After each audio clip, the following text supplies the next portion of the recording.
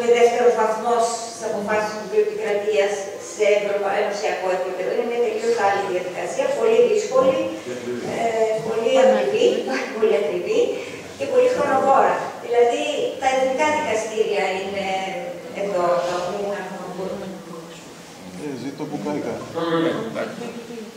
Στο ίδιο μήκος κύματος που πρέπει φεύγουμε από τον Άδα Δήμερ. Ευχαριστούμε πάρα πολύ για την ομιλία σας που εντάξετε. Για την αποτελεσματική δικαστική προστασία, ήθελα να ρωτήσω στη συνέχεια της ερώτησης αυτής. Μήπως θα ήταν σκόπιμο και η προσφυγή στο Ευρωπαϊκό Δικαστήριο Δικαιωμάτων του Ανθρώπου? Ξέρω ότι θα απαντήσετε ότι ενδεχομένως να απορριφθούν, αλλά μου έκανε εντύπωση ότι μετά τις πυρκαγιές στην Πορτογαλία, νέα παιδιά προσέφηγαν στο Δικαστήριο Δικαιωμάτων του Ανθρώπου, μάλιστα όχι εναντίον της Πορτογαλίας μόνο, αλλά εναντίον 30 χωρών που δεν παίρνουν τα μέτρα για την προστασία του περιβάλλοντος. Η δίκη έγινε 29-30 Σεπτεμβρίου, του περασμένου Σεπτεμβρίου, είχε πάρα πολύ μεγάλη δημοσιότητα, καλύφθηκε από πάρα πολλές τηλεοράσεις και τον τύπο και είχε και μία ώρα αφιέρωμα το Al Jazeera κανάλι. Λοιπόν, μου έκανε τρομερή εντύπωση αυτό.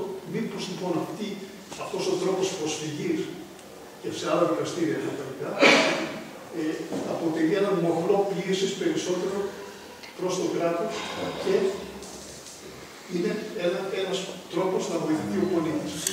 Για να έχει να προστασία με μια καλή και να αποφέρει στο κράτος. Αυτό που λέτε έχει σημασία πολύ. Δηλαδή, ακόμα και αν δεν γίνει δεκτή η προσφυγή για διάφορους οικονομικούς ή ουσιαστικούς λόγους, δημιουργείται ένας τόρυβος γύρω από το θέμα. Δηλαδή, αναδεικνύεται το θέμα. Αν, ας πούμε, προσφύγουν οι κάτοικοι μιας κατεστραμμένης περιοχής όπως ο Εύρος εκεί, η δίκη μπορεί να γίνει μετά από 2 χρόνια και μπορεί να απορριφθεί, αλλά γίνεται μια μεγάλη δημοσιότητα στο θέμα. Αυτό είναι μια πτυχή που σίγουρα είναι ένα όφελος, εάν μπορεί κανείς να αντιμετωπίσει την τεχνογνωσία που χρειάζεται, τα έξοδα του δικηγόρου, δεν είναι απλό. Αλλά έχει αυτή την πτυχή. Το ίδιο ισχύει και με μια άλλη οδός, είναι κάποιες καταγγελίες στην Ευρωπαϊκή Ένωση, που ξέρετε και εσείς καλά, οι οποίες και αυτές όμως θέλουν μεθόδευση και πολλές φορές δεν τους ζητάει και δεν ακούγονται. Επομένως, υπάρχουν 2 σκέλη. Το καθαρά νομικό, δηλαδή αν θα κερδίσει την υπόθεση, εξαιρετικά βέβαιο, και το θέμα της δημοσιότητας πάνω στο θέμα που αναδεικνύει τα προϊόντα μιας περιοχής και ενδεχομένως να έχει άλλες επιπτώσεις στο πώς το αντιμετωπίζει η πολιτεία κατά τα λοιπά. Πόσες καταδίκες έχουν πληρώνει συνέχεια πρόσφυγες? Πάρα πολλές. Συνεπώς και αυτά καμιά φορά δεν κάνουν. Σειρά σου. Ναι, χαίρετε για μένα. Αυτό που φτάναμε αυτό που λέω όλοι. Λευτέρης Καψάρης το όνομά μου, είμαι την εταιρεία προστασία της βιβλιότητας της Θράκης. Εδρεύουμε στην Δαδιά, την πολύ παλιά Δαδιά. Σας καλωσορίζουμε σήμερα. Ευχαριστούμε πολύ που ήρθατε. Ευχαριστούμε θερμά για όσα μας πείσατε. Ήταν πολύ ενδιαφέροντα και έτσι δώσατε και ένα κίνητρο για το να ανοίξει τόσο πολύ με τόσα ενδιαφέροντα θέματα η συζήτηση. Θα ήθελα να μιλήσω και εμείς στις ανομογεννήτριες ερωτήσεις για το ΣΠΕ. Θα ήθελα να κάνω προηγουμένως ένα μικρό σχόλιο για τον κανονισμό που είπατε και ευχαριστώ που το αναφέρατε στη σημερινή συζήτηση για τον κατευθύνον κανονισμό της Ευρωπαϊκής Επιτροπής. Υπάρχει ένα ζήτημα εκεί πέρα στην εφαρμογή του στην Ελλάδα ότι απαιτεί κάποιες προϋποθέσεις, κάποια προεργασία που η χώρα δεν το έχει κάνει. Το έχουν κάνει άλλες χώρες. Οπότε, μάλλον προετοιμάστηκε και χτίστηκε για κάποια προαπαιτούμενα που έχουν κάνει άλλες χώρες της Ευρώπης, που έχουμε κάνει εμείς. Οπότε θα το δούμε λίγο. Έχουμε συμβολή την εφαρμογή του πώς θα γίνει στην Ελλάδα. Δεν έχουμε καθορίσει κάποιες περιοχές που ξέρουμε ότι το προτέρω δεν έχουν επιπτώσεις. Δεν έχουμε κάνει τίποτα από όλα αυτά. Αλλά σε καμία περίπτωση ο κανονισμός αυτός δεν καταργεί ισχύουσες διατάξεις όπως η 92-33, όπως η Β' στην Ελλάδα που ήταν φιλιά η οδηγία, δεν καταργεί τις διατάξεις. Σωστά. Αυτό είναι το σχόλιο του κανονισμού. Κοιτάξτε να δείτε κάτι. Εδώ υπάρχει μια μεγάλη σύγχυση στα θέματα. Διότι η Ελλάδα, όπως είπατε πολύ σωστά, δεν έχει κάνει το βασικό για τη Natura που είναι στόχοι και μέτρα διατήρησης. Στόχοι δηλαδή, πάμε σε μια περιοχή Natura, βλέπουμε πώς είναι και θέτουμε στόχους. Αυτό χρειάζεται ενίσχυση, το άλλο κτλ. Και μετά υπάρχουν και μέτρα. Καταδικάστηκε από το Δικαστήριο της Ευρωπαϊκής Ένωσης πριν 3-4 χρόνια η Ελλάδα. Δεν έκανε απολύτως τίποτα, ή μάλλον έκανε τελικά κάτι το οποίο είναι τελείως. Τι να το χαρακτηρίσω, έβαλε για κάποια θέματα την Ορμανίδας ένα είδος απόφασης, που δεν είναι και απόφαση ακριβώς, και καταλήγει στους στόχους κάνει μια απόφαση η οποία λέει δεν λέω τίποτα γιατί τα στοιχεία μου είναι επαρκή. Για να δείξει ότι κατά κάποιο τρόπο συμμορφώνεται. Το πρόβλημα του κανονισμού είναι ότι στην Ελλάδα όταν ο κανονισμό, ακριβώς επειδή δεν είχαν μέτρα και στόχους διατήρησης της Natura, τα κάναμε και πριν τον κανονισμό. Δηλαδή δυστυχώς τον είχαμε προλάβει στην πράξη και αδειοδοτούσαμε πράγματα μέσα σε Natura χωρίς να ξέρουμε τι χρειάζεται η Natura. Αυτό είναι πάλι. Δηλαδή, αν δείτε όλα τα σχέδια, τα ειδικά πλαίσια για τις άπλες, για τις ιδιοκαλλιέργειες, για όλα αυτά τα οποία χρειάζονται προϋπόθεση τη διατήρηση μέτρα και στόχων διατήρησης Natura, αυτά έρχονται και λένε ότι δεν ξέρουμε τίποτα για την Natura, θα το κάνει το επόμενο επίπεδο. Το επόμενο επίπεδο, στο τελικό επίπεδο που φτάνουμε, δηλαδή της ατομικής περιβαλλοντικής αδειοδότησης, έρχεται μια άλλη νομοθεσία και λέει: είσαστε πολύ μικροί, δεν χρειάζεται καθόλου περιβαλλοντική αδειοδότηση. Και τελικά καταλήγει να μην έχει κρίνει κανείς ποτέ το περιβαλλοντικό ζήτημα. Αυτή είναι μια πραγματικότητα. Επομένως, όλες αυτές οι νομοθεσίες έχει σημασία πώς εφαρμόζονται τελικά στην πράξη.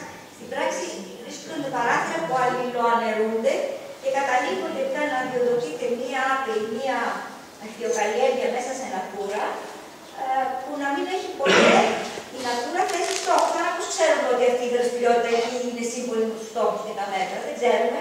Και ο τελευταίος στη σειρά, που είναι αυτό που παίρνει την ατομική αδειοδότηση, του λένε εσύ πολύ τι χρειάζεσαι. Έχουν και τέτοια παραδείγματα. Άρα, ούτε καν αυτό δεν μπορούμε να πούμε ότι δεν θα εφαρμοστεί γιατί δεν έχουμε Natura. Έτσι και το κάνουμε γιατί δεν έχουμε το διευθυντήσει στόχο.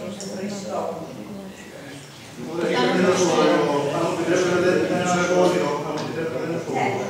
Διότι θα μας μιλήσει για τις αμογεννήτες και για το ΣΤΕ. Στον Εύρο της χειρογώγησης, και αν αυτό το ξέρετε και το υποκριτήμα, έχουμε προηγηθεί ήδη 7 υποθέσεις στο Συμβούλιο της Επικρατείας. Οι 3 αφορούσαν αίτηση ακύρωσης οργανώσεων. Εμείς, στο θέμα του ΒΕΔΕΦ, είχαμε καταφύγει στο ΣΤΕ για να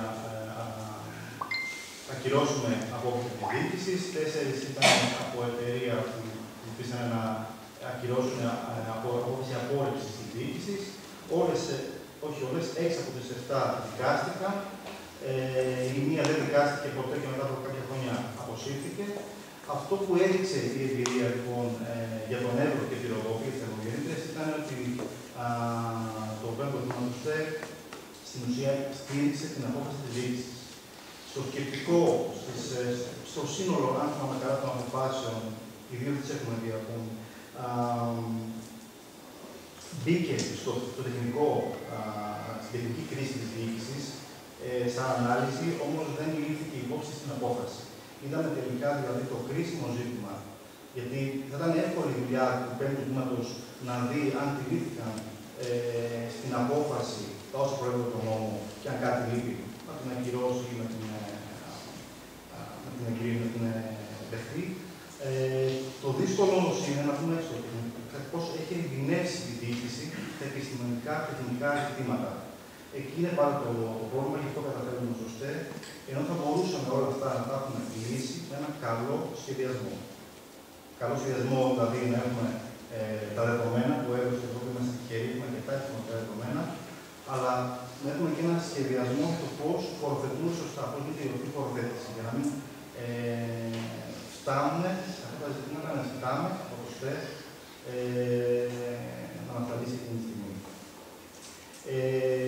Έχει γίνει, όπως είπα, αρκετή δουλειά στον Εύρο και στη Ροδόπη. Τώρα, όσο ποτέ άλλο, είναι κρίσιμο μετά την πυρκαγιά να γίνει κάτι. Αυτό που έχουμε ζητήσει εμείς με ακόμα 8 περιβαλλοντικές οργανώσεις είναι να γίνει αναστολή των αδειοδοτήσεων των ελληνικών πάρκων στην περιοχή του Εύρου και της Ροδόπης σε συγκεκριμένες περιοχές, αφορά την διαμένη έκταση και τερτινή του 2023 και αφορά και παρακείμενες κρίσιμες για τα πουλιά, γιατί αυτά είναι τα πιο ευάλωτα στις επιπτώσεις των ελληνικών πάρκων, σε κρίσιμες παρακείμενες περιοχές που είναι οι περιοχές Natura και οι σημαντικές περιοχές για τα πουλιά, η ABA, όπως είναι γνωστές. Και ζητάμε να γίνει μια αναστολή για 3 χρόνια, όσο θα διαρκέσει και μια μελέτη που είχε ανακοινώσει το ΠΕΚΑ, που θα μας δώσει συμπεράσματα και σημαντικά δεδομένα για το πώς θα πάρουμε το μέλλον, πώς θα προχωρήσουμε στο μέλλον από εκεί και πέρα. Έτσι και μια ενημέρωση για το τι συμβαίνει. Αυτό έχει κατατεθεί και σε ένα νομοσχέδιο που συζητείται αυτή τη στιγμή, νομίζω αύριο στην Ολομέλεια. Έχουμε ζητήσει ζητήσει να χρηματοδοτήσουν όμως σχέδια στο ΠΛΠ, το πληθυσμικά. Κοίταξε, πάνω είπατε, θέσατε δύο-τρία πολύ ενδιαφέροντα σημεία. Καταρχάς, η αναστολή δεν έχει πολύ μεγάλη έννοια, γιατί η αναστολή σημαίνει απλώς ότι σταματάνε οι δραστηριότητες, αλλά δεν είναι ανάκληση. Δηλαδή δεν παίρνουν πίσω την άδεια, δεν ανακαλείται η άδεια. Η αναστολή είναι ότι παγώνουν τα πράγματα για ένα χρονικό διάστημα, το οποίο η τριετία φυσικά δεν είναι αδειάσμα που μπορεί να αναστολεί ένα δάσος, έτσι. Άρα λοιπόν αυτό τι σημαίνει, μόλις παρέσει η τριετία, την άλλη μέρα μπαίνουν και συνεχίζουν να εκτελούν τη δραστηριότητα. Άρα η αναστολή αυτή καθ' αυτή δεν αποτελεί καμιά προστασία. Ένα αυτό. Αυτό που έπρεπε να ζητηθεί δηλαδή είναι η ανάκληση αυτών των αδειών. Να ανακληθούν.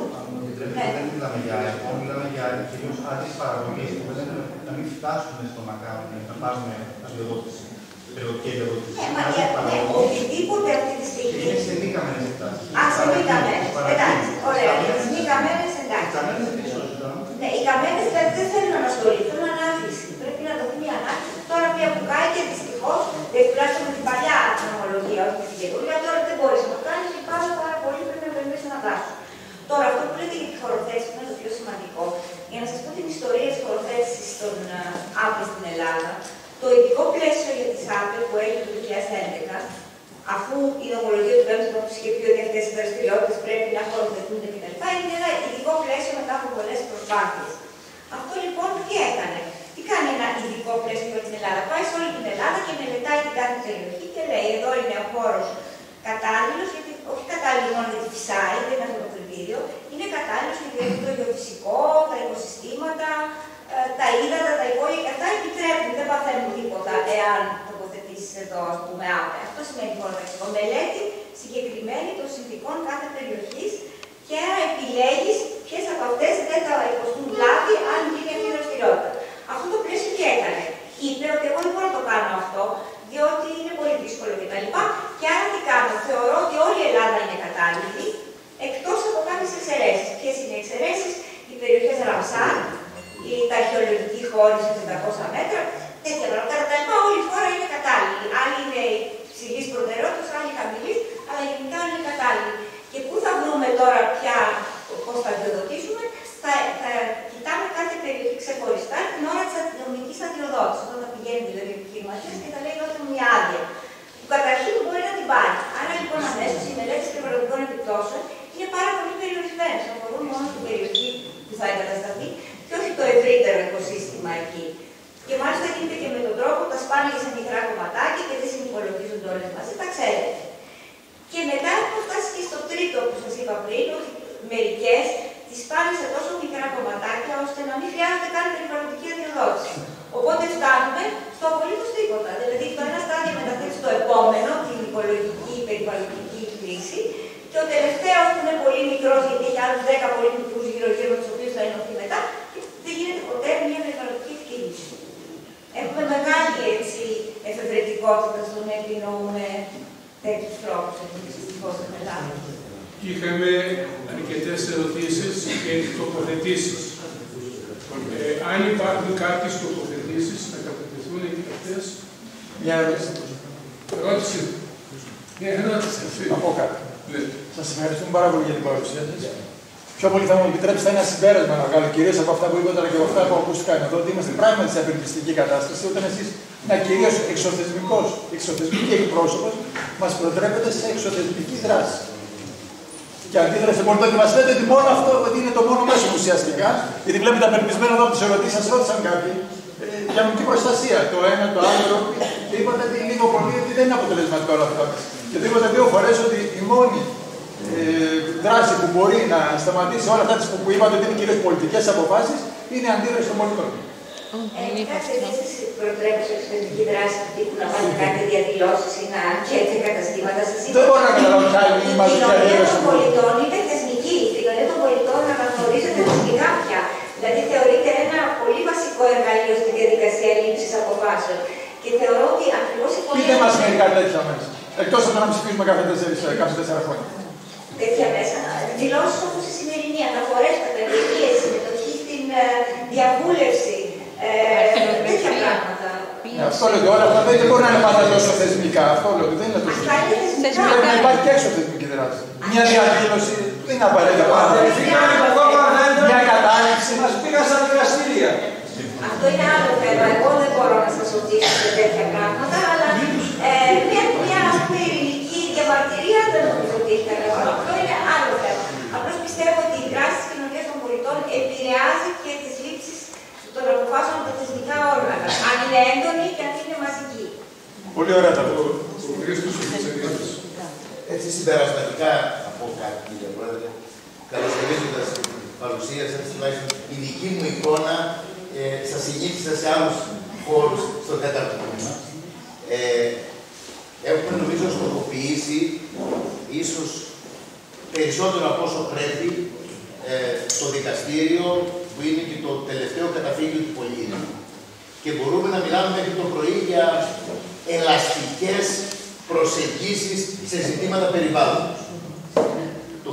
Το παράπονο που έχουμε όλοι, ενδεχόμενα, που δεν ακούστηκε αλλά δεν είναι παρόντος, είναι ότι δεν αισθάνεται την ανάγκη να προσφύγει σε τεχνικές κρίσεις, σε ζητήματα περιβάλλοντος, αλλά οι συνάδελφοί σας, οι πρώην συνάδελφοί σας, είχαν τη δυνατότητα να κρίνουν ή να αποφασίζουν ως τεχνική κρίση για το πότε πολλαπλασιάζεται η αρκούδα ή εάν το χιάνιο είναι επιβλαβές ή όχι, ή μια μέθοδος, εάν η συγκεκριμένη μέθοδος χρησιμοποιεί χιάνιο, όχι κτλ. Αλλά αυτό είναι το λιγότερο.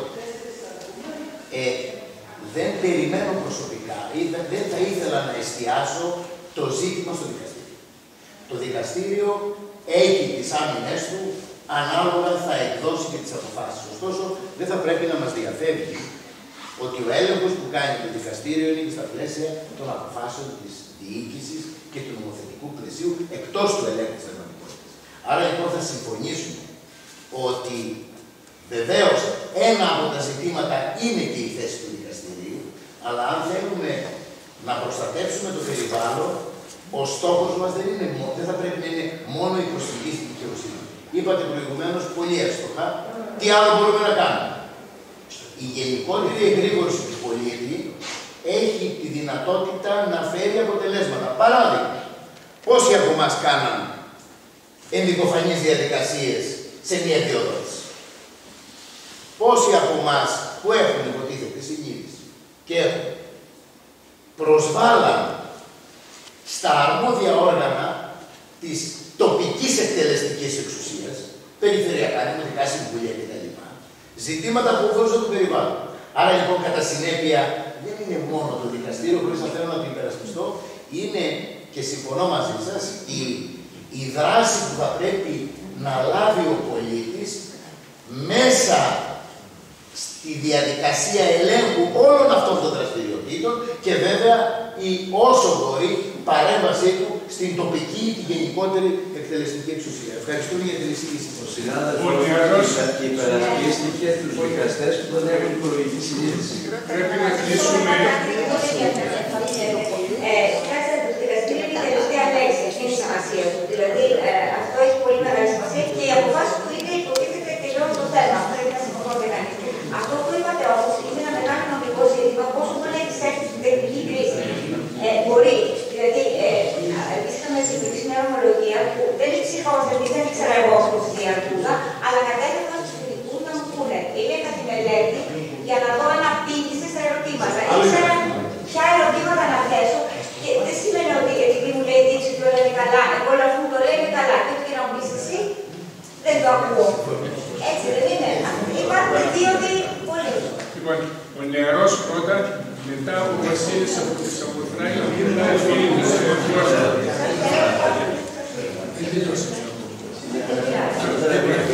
Προσωπικά θα ήθελα να μην φύγετε για να θέλω να κλείσω με ένα πολύ θετικό μήνυμα. Θα σας πω να μείνετε. Λοιπόν, μίλησε εσύ και μετά ο Βασίλης. Γιώργο, να μιλήσει η κυρία Τέκη να την ακούσουμε. Αν έχετε καλοσύνη, δώστε. Ναι, όχι, βεβαίως. Είμαι από την περιοχή, δεν κατάγομαι από εδώ, σε άλλες δρόμοι μετέφερα στην περιοχή. Ήθελα όμως και ήρθα σήμερα εδώ για να ακούσω.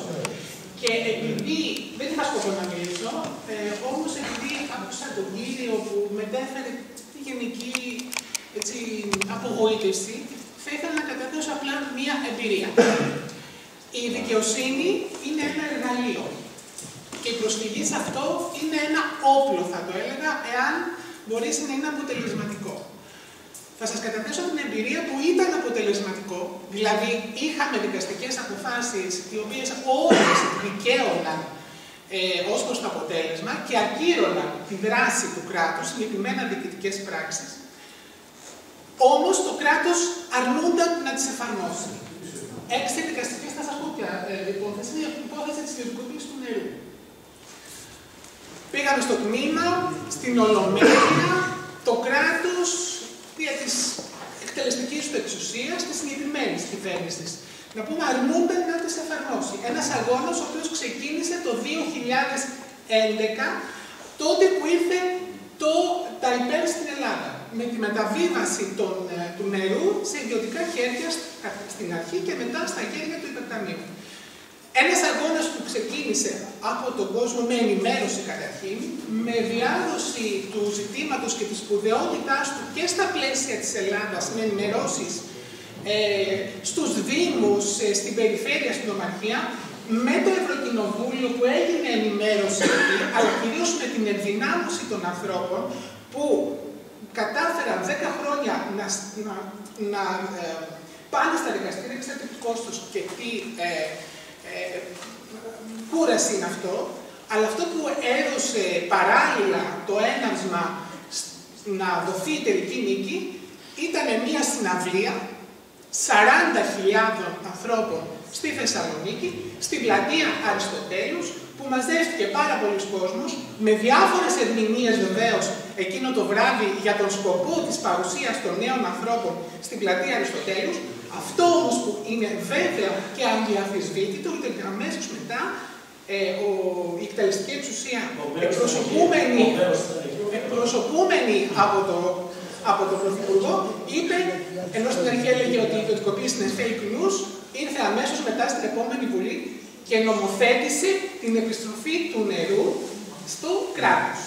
Θέλω να πω, να καταθέσω ότι ένας πολύ δύσκολος αγώνας, διήρκησε 10+ χρόνια, απαιτούσε τη συνεχή εγρήγορση των πολιτών. Είχα τη μεγάλη τύχη, να το πω, να είμαι μέλος αυτών των συλλογικοτήτων, με πολλές ιδιότητες, αφενός του νομικού, που εκπροσωπούσε στο Συμβούλιο της Επικρατείας τους πολίτες και τις συλλογικότητες, αφετέρου τη συμμετοχή στην εκδήλωση, στην συναυλία και όλα αυτά. Ήταν πάρα πολλές οι στιγμές που περάσανε δύσκολα, αλλά η πίστη στο ότι αυτό πρέπει να γίνει ήταν πάρα πολύ μεγάλη. Και εδώ, επιτρέψτε μου να κάνω ένα σχόλιο, ότι το βασικό σημείο που κερδίζει τον κόσμο είναι ότι οι αποφάσεις λήφθηκαν 20 Σεπτέμβρη. Δηλαδή πότε, όταν η φωτιά στην πόλη ακόμη δεν είχε σβήσει. Και όποιος κόσμος ακούει αυτό το στοιχείο και μόνο και καταλαβαίνει το τι παίζεται. Αυτό λοιπόν έχει πάρει ο Δήμος Αλεξανδρούπολης θέση από αυτό. Εγώ δεν ξέρω, πραγματικά ρωτάω εάν η πόλη έχει πάρει ο Δήμος. Όταν τα. Κύριε Λαμπάκη, δεν σας ξέρω προσωπικά, όμως δεν έχω γνωριστεί, αλλά σας έχω ακούσει. Όταν έγινε η δράση για το ορυχεία, αυτός ο οποίος μπήκε μπροστά ήταν η Δημοτική Αρχή. Αν εσείς δεν μπορείτε, αν εσείς λέω, δεν θέλω να ενταχθώ στην δική σας κοινότητα, αλλά αν δεν πάρουν οι κάτοικοι με το μέρος τους στη Δημοτική Αρχή, πώς θα βγεις παρά έξω? Πρέπει να δημιουργήσεις ένα ενιαίο μέτωπο. Ξεκινάς από το σπίτι σου, από την οικογένειά σου. Δεν βγαίνεις μόνος σου, παίρνεις τον αδερφό σου, τη φίλη σου, τον φίλο σου. Βγαίνεις στον δρόμο. Πας στο βίνο ή τους σε μπροστιάζεις, να το πω έτσι πάρα πολύ κατανοητά, ή τους παίρνεις μαζί σου.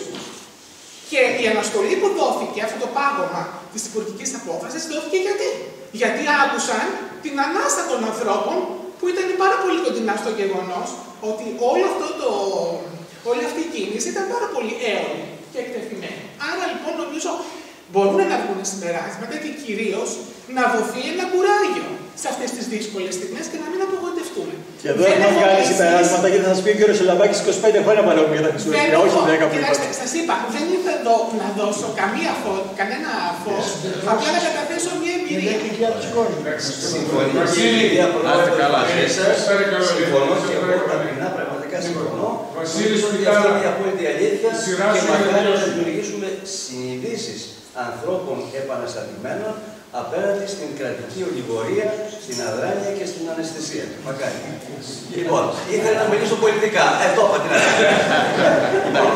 Ευχαριστώ πάρα πολύ. Γεια σας. Να είσαι καλά. Βασίλη, ζήτησες κάτι να πεις. Δεν πρέπει να αλλάξει τίποτα στην καθημερινότητα της πράξης του. Σας παρακαλώ λίγο, ησυχάστε. Για μένα το μεγαλύτερο πρόβλημα σήμερα δεν είναι ούτε η κακή νομοθεσία, δεν είναι ούτε ότι διακατέχεται η κοινωνία από μια απάθεια και από ένα δεν βαριές αδερφές. Το μεγάλο πρόβλημα είναι ότι για όλα αυτά η κλιματική αλλαγή. Και είναι ένα άλλο πολύ ισχυρό. Για τον Αμαζόνιο φταίει η κλιματική αλλαγή, που δεν φταίει μόνο η κλιματική αλλαγή. Για τη Σιβηρία και για τους πάγους φταίει η κλιματική αλλαγή. Για το ότι η κυβέρνηση φτιάχνει αυτούς τους νόμους φταίει η κλιματική αλλαγή. Κάθε κυβέρνηση, έτσι. Και θέλω να κάνω μια αναφορά στο ότι στην Αλεξανδρούπολη όντως και στην δεύτερη Γιώργο που είπε κάποια πράγματα, έχει μια εμπειρία η υπόλοιπη περιοχή. Εδώ σήμερα είδα τους 10 από τους 15 που είχαμε ξεκινήσει την οικολογική εταιρεία και αποτρέψαμε πολύ ισχυρές προσπάθειες για χρυσορυχία και για άλλα. Νομίζω ότι ο μεγάλος κίνδυνος είναι ο τρόπος που γίνεται η ενημέρωση global, όχι μόνο στο κάθε κράτος ξεχωριστά, και ο καναπές. Έχει περάσει μια απογοήτευση στις κοινωνίες και αν κανείς προσπαθήσει να μιλήσει με νέους ανθρώπους, ξεκινάει από το δεν βαριέσαι, δεν γίνεται τίποτα. Για όλα αυτά έχει κλιματική αλλαγή. Δηλαδή, μια μοίρα κακή, χωρίς αισιοδοξία και διαλυτική. Η ζεστασιά και τον ενθουσιασμό που μας οδήγησε στην Αλεξανδρούπολη να πετύχουμε πράγματα, δεν τη συναντάει κανείς πια πουθενά. Ευχαριστώ. Ευχαριστούμε. Τελειώσουμε με το δεύτερο. Απλά πάνω σε όχι, το νερό τον είπα να μιλήσει Γιώργο, δεν είπε τίποτα, σαν να παρελθεί. Τώρα, όσον αφορά την κινητοποίηση των πολιτών κτλ. Πλέον, επειδή τα πάντα είναι λίγο πιο πολύπλοκα, πρώτα δημιουργείται μια αίσθηση ότι η θεσμική πολιτεία κτλ. Είναι από τη μία πλευρά, οπότε πρέπει το βάρος που πέφτει στην κοινωνία των πολιτών να κινητοποιηθεί κτλ. Έτσι ώστε να παροτρύνει το θεσμό του πολιτεία να πάρει μια απόφαση υπέρ.